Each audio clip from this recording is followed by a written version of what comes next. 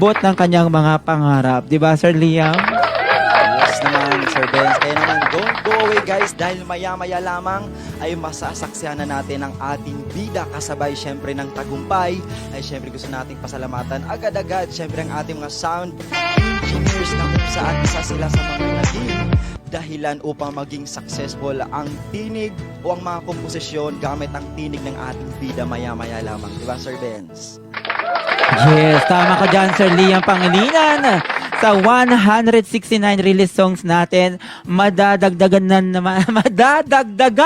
na naman ng isang panibagong awitin na talaga namang hahatakin ang puso natin maya-maya lamang. Pero sa puntong ito, Sir Liam, hindi naman magpapahuli ang isa sa mga station ID natin na talaga namang nagbibigay inspirasyon at syempre naglalarawan sa ating sarili. Palakpakan natin ang awiting Yan ang Taglay mula sa tinig ni Merjoy Tutor.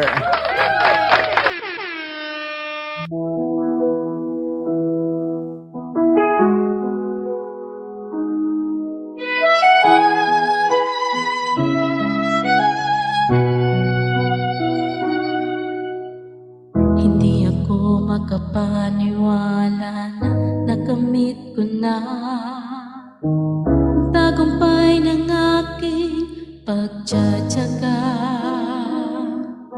Lahat ginawa para makuha ang taglay ko ligaya. Lahat kinaya para maipakita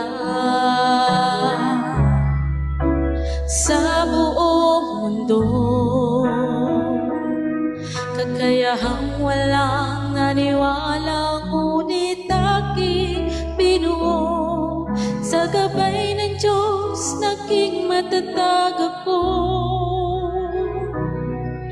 Ituloy ang pangarap dahil yan ang gusto ko. Ikaw ang taglay, ang manalig sa'yo.